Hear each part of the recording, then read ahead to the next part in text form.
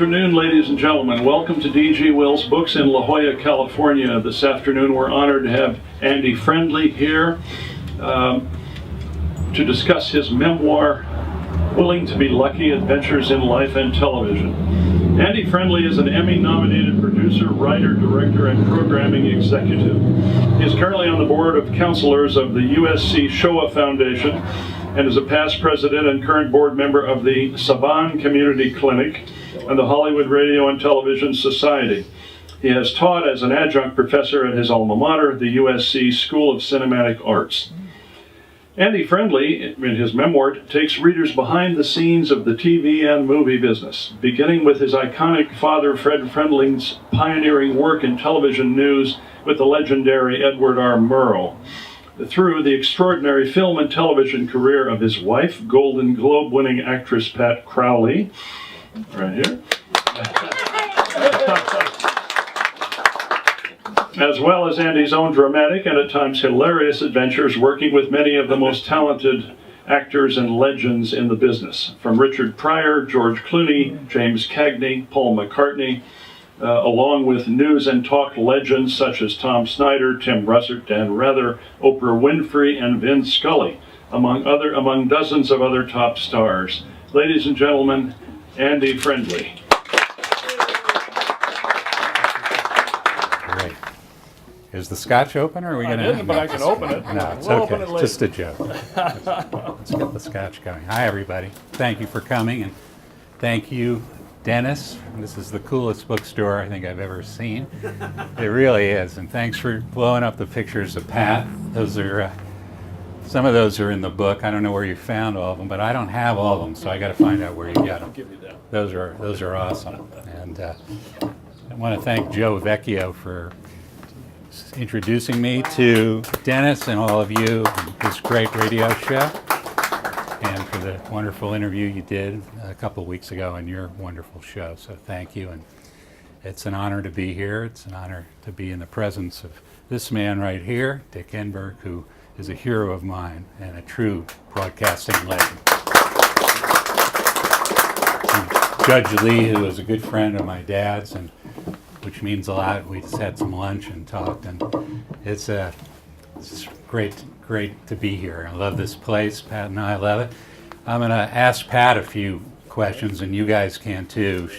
Her stories are really the good ones, and I hope that she will pick up the book that she's been working on. She got about halfway through, stopped writing it a couple years ago, but I'm hoping that now that I was able to finish my little book that'll inspire her to do it, because she's the one with the real stories from her 7 decades in television and movies. And are you that old? No, she's gonna be mad at me now.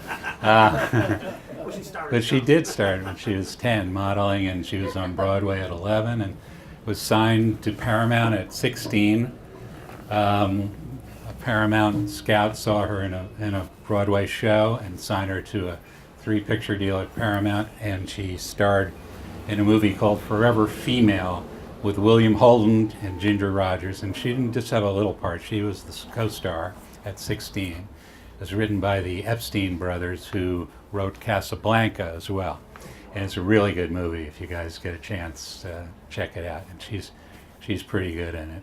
She went on to work in probably 20 more movies with Martin and Lewis. Did 2 or 3 of her road movies. I think some are up there, and she'll tell you a little bit about that and her decades-long career in television. So anyway, thank you for coming out. And I asked Dennis and Joe what the best way to do this would be.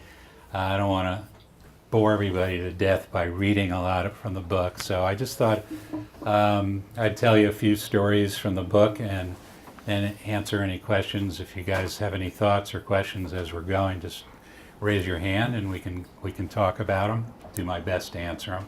And in a few minutes, I want to turn it over to Pat too. So I was very lucky. I was born into and married into TV royalty. Dennis mentioned my dad, Fred Friendly. He, after coming out of the Army, where he really, as he called it, was his Rhodes Scholarship. He was a kind of a troubled young man, lost his dad when he was 11, and was dyslexic at a time when they didn't know what that meant. And so he was considered slow and not very smart, and he got into a lot of fights. He was a single, only child, and in his own words, the Army made a man out of him. When he got out of the Army, forged by his experiences in the Army and becoming a reporter for the CBI Roundup and witnessing the liberation of the camps at Mauthausen and in Linz, Austria, and other of the concentration camps, where he wrote a beautiful letter home to his mother about that experience that is in the book. It's probably the best thing in the book, which we read as a family at the Jewish holidays every year. It shows at 28 his ability to write, and was a portent of his abilities. When he got out of the Army, he went to work in radio in Providence, where he was from, and eventually ended up in New York. And by luck, he and my mother, Dorothy, met Ed Murrow, legendary broadcaster and reporter, and convinced him to narrate a record that they had pitched to Columbia Records called I Can Hear It Now, which was an audio documentary about the history of the 20th century, basically. And they ended up doing 3 of them because the only reason Columbia Records agreed to do it was because there was a musician strike going on, and there was nothing going on in the studio, so they had to do something with all the equipment and the engineers, so they let them do this.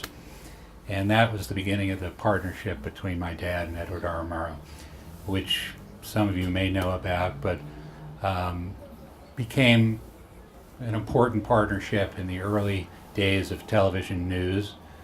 They learned to use this new medium in the early 1950s that really, to that point, had been used mostly for entertainment, and they were radio guys. Ed Murrow made his name in radio covering World War II, and Milton Berle and Jack Benny and people like that were doing early television. Pat came along soon after and did some shows with Your Show of Shows. I don't know if you remember that, but she hosted that, which was basically what Saturday Night Live is now, a live show on NBC, on NBC, just like SNL that she hosted. But this was the first time that that news found its footing in television, and they didn't quite know what to do with the medium, but they figured it out, and within a few years they were doing some pretty important work, including their famous programs about Joseph McCarthy, which George Clooney turned into the movie Good Night and Good Luck a few years ago that he directed, which if you haven't seen or haven't seen lately, I recommend highly. Clooney directed and wrote in it. He could have starred in it and played Ed Murrow, but he chose to play the lesser role of Fred Friendly, my dad, and he was very inclusive with my family and me about it, and wanted to make sure that he got everything right. And so he had Pat and I over to the table reads, and the rest of our family and colleagues who worked with Dad and Murrow way back in the early 50s. And he really got it right, and told the story of how they took on this demagogue who was dividing our country. Sounds familiar. I don't want to get into politics, but anyway, it was the first time that television news really took on a controversial subject, and they did it well. And they knew at the time, that was during what was called the Red Scare in the early 50s, and the blacklists, and there was an insidious list called Red Channels and the blacklists, and in every executive office at NBC, CBS, MGM, there was a list of people who you couldn't hire, whose names were on this list. And the country was being divided by, largely through the leadership of this man, Joe McCarthy, the senator from Wisconsin, and he exploited the fear of communism. This was after the war, and Julius and Ethel Rosenberg and the rest. And Dad and Murrow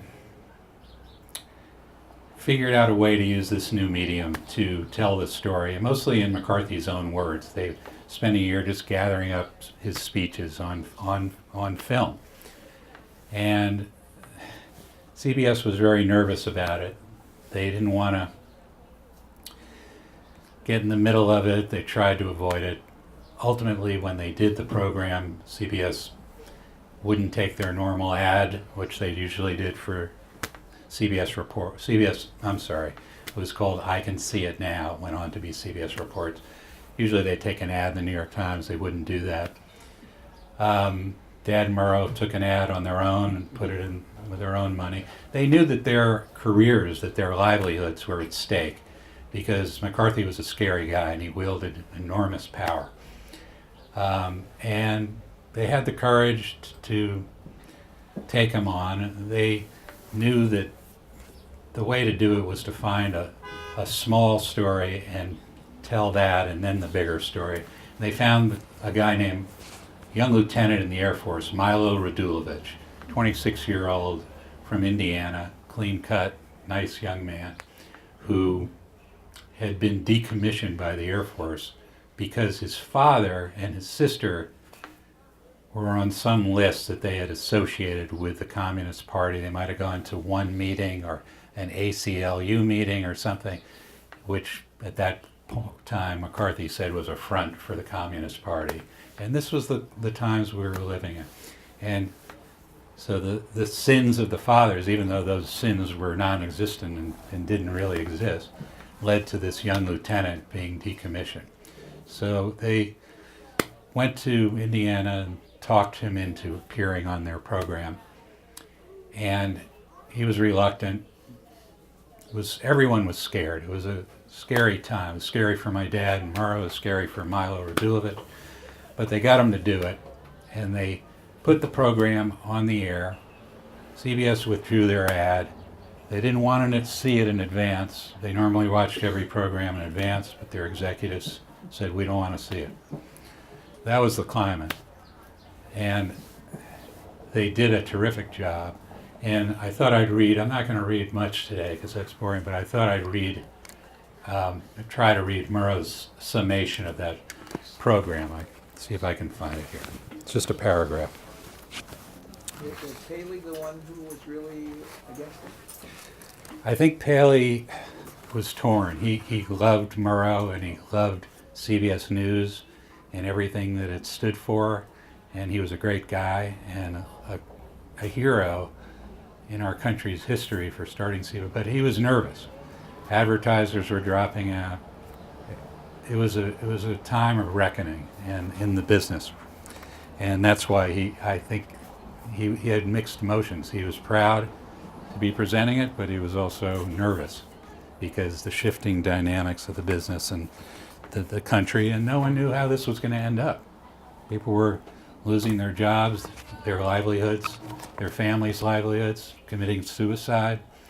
In the movie Good Night and Good Luck, there's a story of a local anchorman in CBS, Hollenbach, I believe his name, who ended up killing himself because he was accused of being a communist and his life was ruined. So these were very serious, scary times, and a cautionary tale. Murrow's summation, and this was live on CBS, black and white, 1953. The tension was palpable. To end the program from Studio 41 at Grand Central Station in New York, live to the nation, Murrow launched into his summation following the interview and report on Radulovich. We believe that the son shall not bear the iniquity of the father, even though that iniquity be proved beyond all doubt, which in this case it is not. But we believe, too, that this case illustrates the urgent need for the armed services to communicate more fully than they have so far done the regulations and procedures to be followed in attempting to protect the national security and the rights of the individual at the same time. This is Edward R. Murrow reporting. Good night and good luck. The phone lines at CBS stations around the country were overloaded with calls, 90% of which were supportive of Murrow and the broadcast. It was as if the tension of a nation had finally been broken.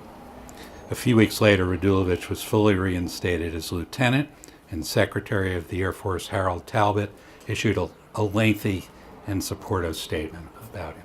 So this is all in Clooney's brilliant film. If you haven't seen it, it's very moving and timely to what's going on today, I think, and a reminder of the importance of a strong and free press and broadcast media. So they went on 6 months later to do another program, this time directly taking on McCarthy. But they knew they had to start with Radulovich. So that's my serious story. That's in the book. And much more about my dad and Murrow. The title, just so you know what it is, this is a picture of my dad, by the way, with me on his shoulders as 5 years old, and taken by my mom, Dorothy. He used to quote that line, you got to be willing to be lucky. That was an E.B. White quote. He was a writer in New York in the 30s, great writer. And that's inscribed in the City Hall in New York, in granite on a wall. And his line was, if you're going to live in a city like New York, you've got to be willing to be lucky. And my dad taught us, my brothers and sisters, that all through our lives. And many of the stories in this book relate directly to that. Every time, if I had any success in my career getting Jimmy Cagney to come on a primetime special I was producing, or Paul McCartney to do something, or whatever it was because of that advice.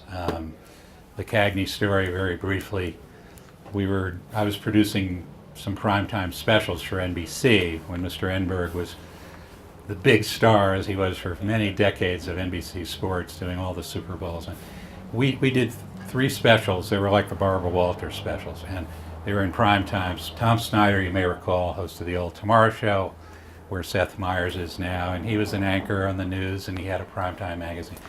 But everybody wanted Jimmy Cagney, the great actor. Mike Wallace, 60 Minutes, Barbara Walters. And I was just a kid. I was about 28 producing these shows. And Cagney was about 80. He was living on a farm in upstate New York, and just didn't want to do any interviews. He was pretty much retired, although he was going to appear in Ragtime briefly in the Broadway show. And all the agents and managers and press people said no, no, no, for years to an interview. But I followed my dad's advice and just kept at it, and I developed a relationship with his housekeeper / nurse caretaker, wonderful lady who was taking care of him up on his farm. And I started writing to her, and we developed a relationship. And I didn't go right after the interview, but I let her know we were interested, but I developed a relationship with her and some trust, and then finally explained why we were the right ones to do it, and how Snyder was a huge Cagney fan, and I was, and I really was. And after about 6 months of this letter writing campaign, I got a letter back from her saying, why don't you come up to Pauling, about a 2-hour ride north of the city, and meet Mr. Cagney. He'd like to meet you. So I took a ride up there. I couldn't believe I was going up to meet my all-time favorite actor and film idol. And I was so excited. And when I got there, he couldn't have been nicer. He lived in a little stone house on his horse ranch farm. And he was just very sweet and low-key and humble. And we talked a little bit about what we wanted to do in the interview. He said he liked Tom Snyder and he liked hers, but he didn't betray his answer. And later, after a little lunch, I think he made a tuna sandwich for me as his housekeeper. He walked me out to the car, and as I was getting in my car to drive back to Manhattan, he said, I'd like to do the interview with Mr. Snyder. Sounds good. Let's do it. And I couldn't believe it. I was so excited. And I just literally didn't even need the car to get back to New York. I just flew back on my own, told Tom, told the network. It was a big story in the media. It was a big get, as we say. And I heard on fairly reliable sources that Mike Wallace and Barbara Walters were not happy about it. But we did it, and we went up there a few weeks later, and we interviewed the great man for about 3 hours. Quick little story, and then I want to get Pat to talk a little. But we were waiting for Tom to come up, and we had a couple hours to kill. And Mr. Cagney was so nice. He said, well, you got 2 hours before Snyder gets here. Why don't you take your crew? We were all in our 20s, and over to the barn, and the nice lady who ran his stable will give you a ride on the horses, and you can kill a couple hours. And we said, okay, great. So went over and followed this nice young lady, and she said, well, who would like to go first? And I didn't want to get on. I'm not a rider, but I had ridden the horses in Griffith Park. Which I said, I can handle this, no problem. Problem was, these horses were thoroughbreds. They were 1 year retired. They didn't have the Western saddle you could hang on to, and they weren't nags that went 1 mile an hour. These were thoroughbreds. So, of course, my crew volunteered me to get on first. Within 10 seconds, the horse knew I had no idea what I was doing. Bolted out of the corral and took off. And I said, my best choice here is to bail here. And I jumped off, fell off, landed on my wrist, so broke it. And so in the book, there's a picture of Cagney and me, with me holding my wrist. He offered to take me to the hospital or have someone do it, but at this point, after all that work, there was no way I was leaving. So 9 hours later, I ended up at a hospital. My wrist was about that big, and I was in a little bit of shock. I had a 104-degree temperature, but it was worth every second of it. But the moral of the story is I was willing to be lucky, and that's sort of the theme through a lot of the stories in the book. So anyway, I want to ask Pat to come up for a second and maybe ask her a little bit about her willing to be lucky and how she got into movies and television. This will be much more interesting. In Scranton, Pennsylvania, where her dad was a coal miner and left for the mines every day at 4 a.m. And her mom was a true American hero because she knew that was not a good life for her two daughters, Pat and her older sister, Ann. Ann had some singing talent, won a little contest in Scranton. My sister. Her mom was brave enough to take her to New York with that money and try to get a career going for her, which she did. And she got into some really good parts on Broadway, became a star on Broadway.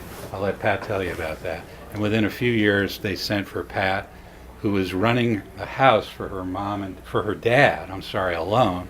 He'd leave at 4 a.m. She cooked, cleaned, ran the house behind the railroad tracks, this little tiny house, at 9 years old. Her sister got her to New York. They moved into the worst neighborhood called Hell's Kitchen in Manhattan, in the scary apartment infested with rats and cockroaches. And somehow she got some modeling assignments, and Anne got her into one or two little Broadway shows. So that's a great American story, and willing to be loved. Willing to be. No, I really, and I didn't realize how great my mom was to do that. You know, today you might not be able to do that because I was really a little kid, and my dad would go in his clodhoppers and the thing with the light on. That's all I knew, and that's all any of us knew. But we ended up being here, and just, by the way, La Jolla, is this the best? And are we here on the best day, or is it like this often? This is in this place. I mean, I've never seen anything more incredible. I'm blocked here, but anyway, so we got to New York, and my mom and dad. My mom was just my hero, and then my sister. I'm really lucky there. So my sister got into Oklahoma in the chorus. She was 15. They called it the ensemble, not the chorus. And then she got called out of high school to go on. She was the understudy to the lead, Lori, in Oklahoma. And so then from there on, she went on to Rodgers and Hammerstein's Carousel on the Road, and what are some of the other songs? Miss Liberty, and just the best musicals. But she kept pushing me or helping me along, and I got to do so many things in New York. And then about 3 Broadway shows, which were not hits, but then the next shows that these different directors, Otto Preminger, and Otto Preminger did our show, 412s or 48.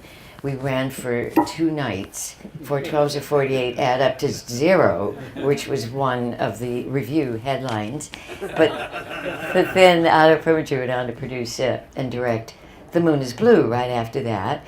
And so we missed that one. And then the other one, Southern Exposure, was written by, or produced and directed by Margot Jones. And if you're a theater buff, she discovered Tennessee Williams in her tiny theater, The Alley in Houston. But she believed in this particular show after she discovered Tennessee Williams' Summer and Smoke. Then she had this little play that she wanted to bring to Broadway, and she did, and I got to do the co-lead in that. And that closed after about 3 weeks. And that was Margot Jones. But anyway, so my career was really fun. I didn't know any better either. I just loved doing what I was doing. And then getting maybe $75 a week. At the end of it, you got paid for that. So, and then a lot of TV. But I did come out. I auditioned. 3 of us were flown out to audition for Forever Female, which is a wonderful theater piece. It's about Broadway. Ginger Rogers is a big star, and Bill Holden. But so that was such a surprise because 3 of us auditioned, did screen tests, and I never thought, I thought I had a nice free trip to Los Angeles, and that would be it. But I got the darn thing, and so that led to so many other things. And I've had the best time, and then I'm so lucky to meet this guy. Isn't he great? I mean, I know, I'm not allowed to do that. You did, and I'm bad. But anyway. Talk about Martin and Lewis. Oh, well, yeah, I did a bunch of stuff at Paramount, Martin and Lewis films, which were really fun. In one of them, I played Jerry's girlfriend, who was a veterinarian, and I was all of 18 at that time. I don't know how she got to be a veterinarian. A really fun thing. And then the next show that I did with them, I was Dean's girlfriend. So that's how those things went. And did a wonderful movie, I remember. You might remember. It's become kind of a cult movie. Barbara Stanwyck and Fred McMurray and Andy. What's the name of that one? There's Always Tomorrow. Oh, that's right. There's Always Tomorrow.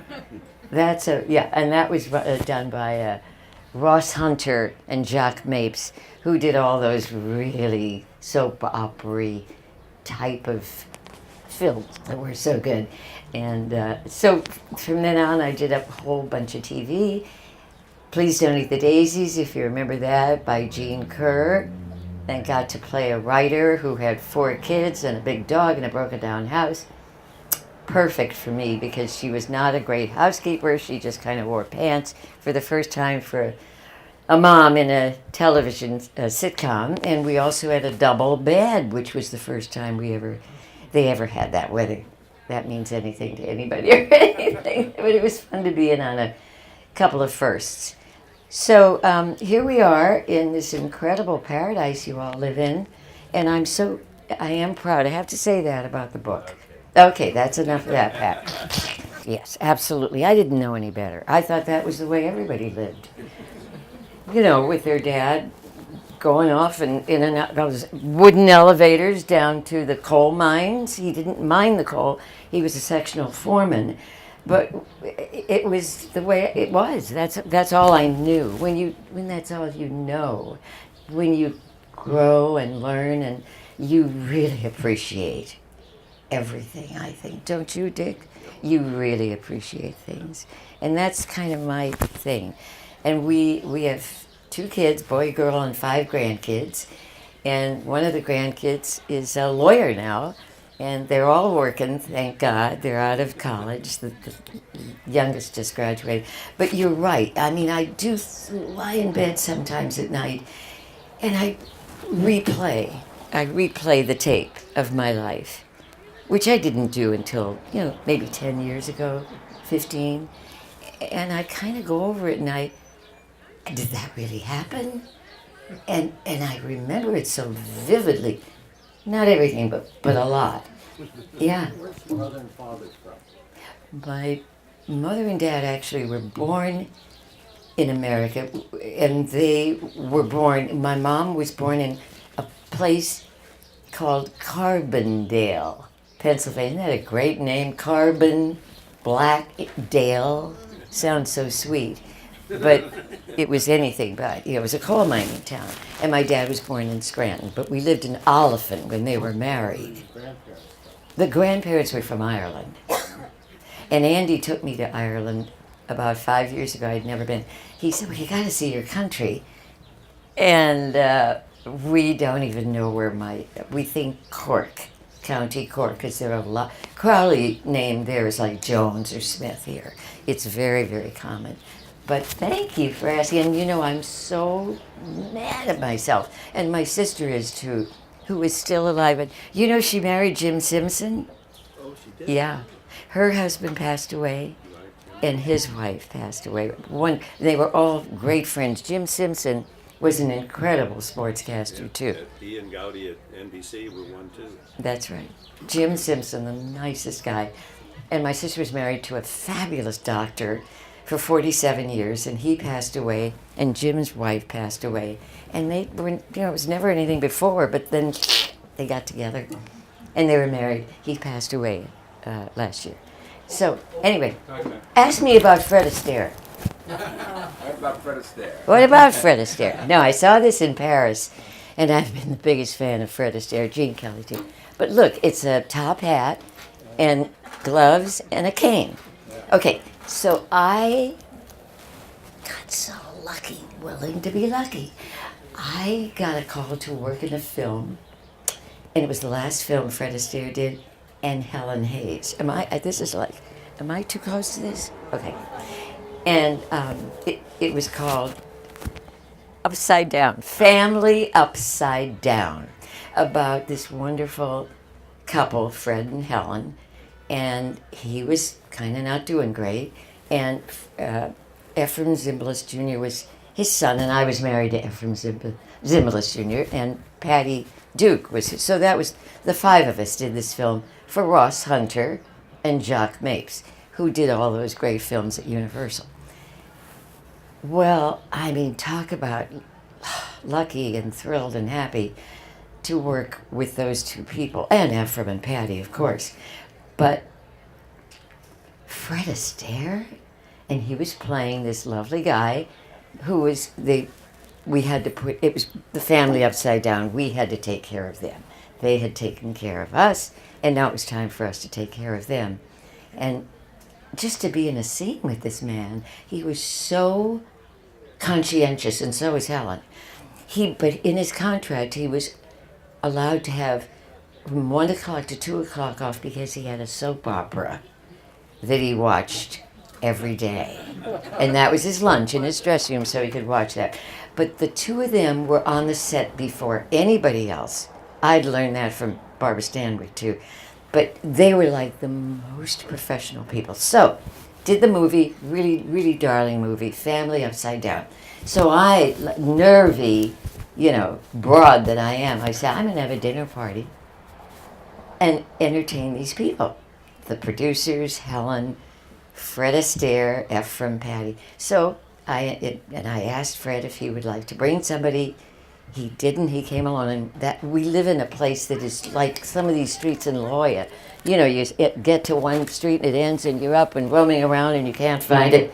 So he come that night. I answered the door, and there he is, at early. And I said, "Did you have a hard time finding it?" He said, "Oh no, I came here yesterday in the daytime to check it out." Like we know how he rehearsed. He was so famous for it. Anyway, isn't that a good Fred Astaire story? That's mine. So anyway, thank you for listening to me. This is nice. I have a question. You worked with a man who portrayed Jesus in The Greatest Story Ever Told and as Captain Pike in the pilot film for Star Trek. What was it like? What are your memories of Jeffrey Hunter? Oh gosh, that's right. I never thought of that before, but you're right. He did. Well, he's a great looking guy and a good actor. He was married to Barbara Rush. Barbara Rush, beautiful. I still see Barbara, and just the best, right, Andy? And so he was quite serious, and it was a serious movie. That movie was Russ Hunter. no, Jeffrey Hunter. Oh, Jeffrey Hunter. Yeah, Jeffrey. Oh, they do. They show it in the film noir, and a great director, Phil Carlson, very serious director. He also directed me when I did the pilot for The Untouchables, the original. But Jeffrey Hunter was kind of quiet. By then, he and Barbara were not together, and he kind of was a little strange. Can I say that?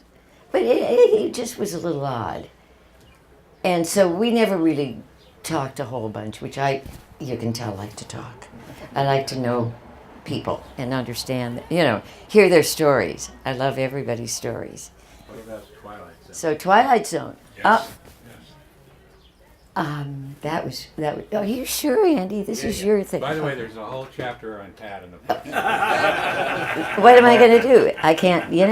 He's so sweet to me. He's the best. Well, I did do Twilight Zone, and that was directed by Boris Sagal, and it's kind of shown every year because Burgess Meredith plays the devil, and he comes to this little newspaper that Robert Sterling and I have. We're not married, I don't think. I don't remember that part. But anyway, he plays the typing machine, the typer. That's right. And he plays it like an organ. But he writes stories about what's going to happen tomorrow.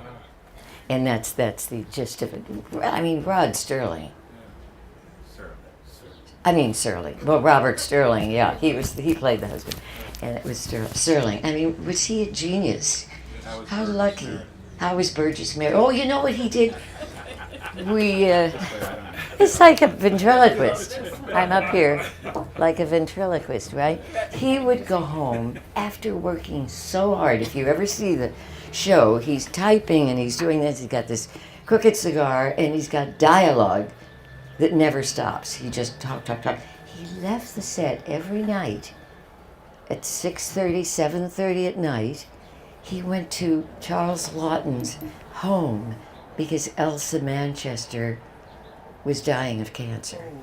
And he sat with him every night and came back at dawn the next day with this dialogue, with this machine that he had to learn how to type. Anyway, he was really, really amazing. And I'm lucky, willing to be lucky, meeting all these people, thanks to my sister and my mom, and now I'm with this fabulous man.